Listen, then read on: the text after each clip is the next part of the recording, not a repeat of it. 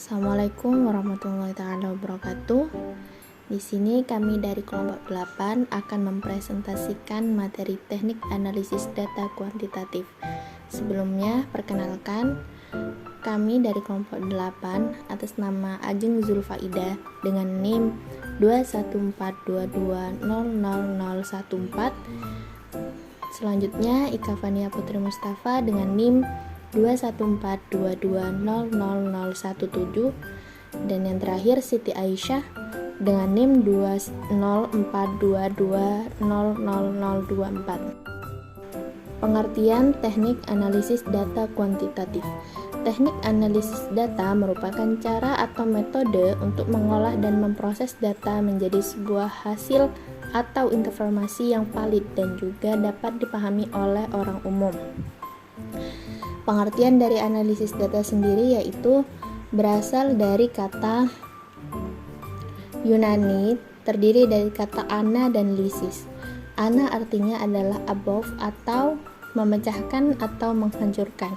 Secara definitif ialah analisis adalah proses pemecahan data ke dalam komponen penyusunan untuk menemukan kembali elemen dan struktur karakteristiknya. Dalam penelitian kuantitatif, analisis data merupakan kegiatan setelah data dari seluruh responden yang terkumpul. Analisis data dilakukan dari hasil pengumpulan data. Selanjutnya, kegiatan dalam analisis data adalah mengelompokkan data berdasarkan variabel dan jenis responden, menstabulasi data berdasarkan variabel dari seluruh responden, kemudian menyajikan data setiap variabel yang diteliti, melakukan perhitungan untuk menjawab rumusan masalah, dan yang terakhir melakukan perhitungan untuk menguji hipotesis yang telah diajukan. Selanjutnya, teknik analisis data dalam penelitian kuantitatif menggunakan statistik. Terdapat dua macam yang digunakan dalam analisis untuk penelitian. Yang pertama yaitu statistik deskriptif, yang kedua statistik inferensial. Statistik inferensial meliputi statistik parametris dan statistik non-parametris. Macam-macam statistik yang dapat digunakan dalam analisis data penelitian kuantitatif ditunjukkan pada slide berikut. Yang pertama dari statistik ada dua, yaitu deskriptif dan inferensial, yang kemudian inferensial meliputi inferensial parametris dan non-parametris. Selanjutnya, statistik deskriptif dan inferensial. Statistik deskriptif adalah statistik yang digunakan untuk menganalisa data dengan cara mendeskripsikan atau menggambarkan data yang telah terkumpul sebagaimana adanya tanpa bermaksud membuat kesimpulan yang berlaku untuk umum atau generalisasi. Penelitian yang dilakukan pada populasi tanpa diambil sampelnya jelas akan menggunakan statistik deskriptif dalam analisisnya. Tetapi bila penelitian dilakukan pada sampel, maka analisisnya dapat menggunakan statistik deskriptif maupun inferensial. Selanjutnya di statistika inferensial atau biasa disebut dengan statistika induktif atau statistik probabilitas adalah teknik statistik yang digunakan untuk menganalisis data sampel dan hasilnya berlaku untuk populasi. Statistik ini disebut statistik probabilitas karena kesimpulan yang diberlakukan untuk populasi berdasarkan data sampel itu kebenarannya bersifat peluang atau probability. Selanjutnya, statistik parametris dan non-parametris. Pada statistik inferensial sebelumnya telah dijelaskan terdapat statistik parametris dan non-parametris, di mana statistik adalah data yang diperoleh dari sampel. Dalam statistik, hipotesis yang diuji adalah hipotesis nol, karena tidak dikehendaki adanya perbedaan antara parameter populasi dan statistik data yang diperoleh dari sampel. Statistik parametris adalah uji hipotesis yang menguji perbedaan rata-rata dan populasi. Statistik parametris digunakan untuk menguji parameter populasi melalui statistik atau menguji ukuran populasi melalui data sampel. Selanjutnya, statistiknya meliputi rata-rata atau X bar, simpangan baku S, dan varian S kuadrat. Sedangkan parameter populasi itu meliputi rata-rata dengan notasi mu, simpangan baku dengan notasi sigma, dan varian dengan notasi sigma kuadrat. Jadi parameter populasi yang berupa mu diuji melalui X garis, selanjutnya sigma diuji melalui S dan sigma kuadrat diuji melalui S kuadrat. Penggunaan statistik parametris dan non-parametris tergantung pada asumsi dan jenis data yang akan dianalisis. Statistik non-parametris adalah uji yang tidak membutuhkan asumsi parameter apapun untuk populasi yang diuji. Atau dalam bahasa sederhananya, statistik non-parametris ini merupakan uji yang tidak bergantung pada populasi. Jika di dalam statistik parametris memerlukan terpenuhinya banyak asumsi, di mana asumsi yang utama ini merupakan data yang dianalisis harus berdistribusi normal, dalam statistik non-parametris ini tidak menuntut terpenuhinya banyak asumsi. Misalnya data yang akan dianalisis tidak harus berdistribusi normal. Oleh karena itu, statistik non-parametris ini sering disebut dengan distribution free atau bebas distribusi. Berbeda dengan statistik parametris yang kebanyakan digunakan untuk menganalisis data interval dan rasio, statistik non-parametris ini kebanyakan digunakan untuk menganalisis data nominal atau ordinal. Ada dua hal utama yang harus diperhatikan dalam menguji hipotesis penelitian kualitatif, yakni pertama ada macam data dan yang kedua ada bentuk hipotesis yang diajukan. Pertama, macam data. Macam-macam data penelitian yakni 1. Data nominal, 2. Ordinal, 3. Interval atau ratio. Bentuk hipotesis.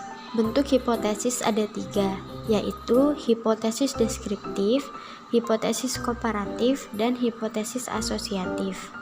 Dalam hipotesis komparatif ini sendiri dibedakan menjadi 2, yakni komparatif untuk 2 sampel dan komparatif untuk lebih dari 2 sampel.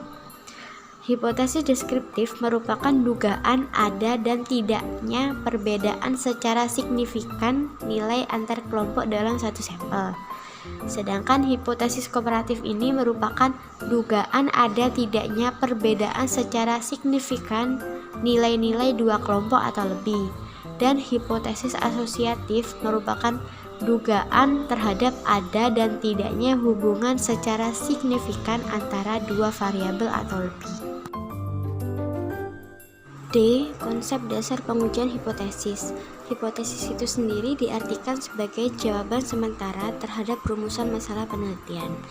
Kebenaran dari hipotesis itu harus dibuktikan melalui data yang terkumpul. Statistik diartikan sebagai pernyataan-pernyataan mengenai keadaan populasi yang akan diuji. Kebenarannya berdasarkan data yang diperoleh dari sampel penelitian. 1. Taraf kesalahan. Pada dasarnya, pengujian hipotesis itu adalah menaksirkan parameter populasi berdasarkan data sampel, di mana terdapat dua cara dalam menafsirkannya. Pertama, a point estimate. A point estimate ini merupakan suatu taksiran parameter populasi yang berdasarkan satu nilai rata-rata dari data sampel. Dan yang kedua adalah interval estimate. Interval estimate merupakan suatu taksiran parameter populasi yang berdasarkan nilai interval rata-rata data sampel. Contoh, misalkan saya menaksirkan bahwa daya tahan kerja orang Indonesia itu 10 jam per hari.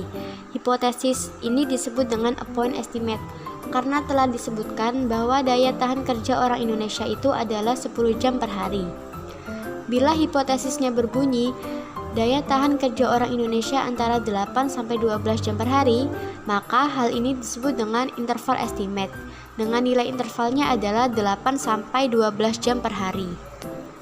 Menaksirkan parameter populasi yang menggunakan a point estimate akan mempunyai resiko kesalahan yang lebih tinggi dibandingkan dengan menggunakan interval estimate. Karena semakin besar interval taksirannya, maka akan semakin kecil tingkat kesalahannya. 2. Dua kesalahan dalam menguji hipotesis.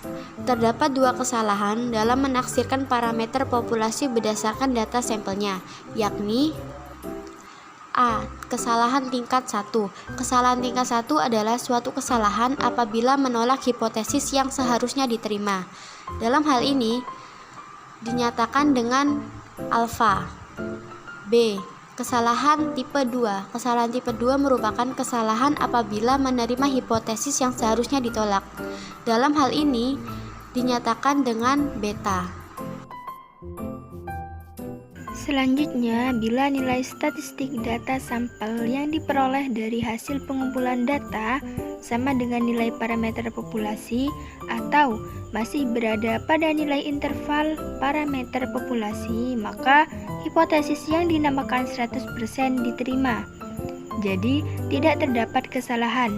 Tetapi, bila nilai statistik di luar nilai parameter populasi, maka akan terdapat kesalahan.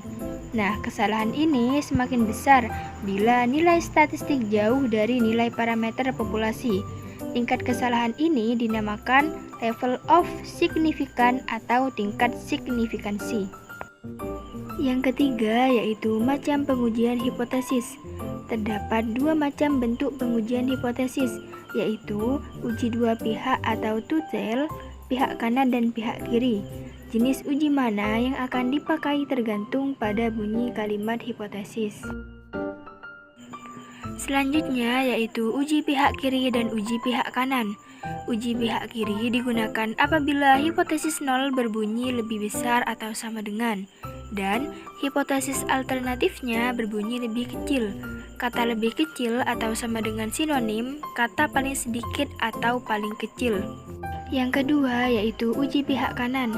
Uji pihak kanan digunakan apabila hipotesis 0 berbunyi lebih kecil atau sama dengan, dan hipotesis alternatifnya berbunyi lebih besar. Maka kalimat lebih kecil atau sama dengan sinonim dengan kata paling besar.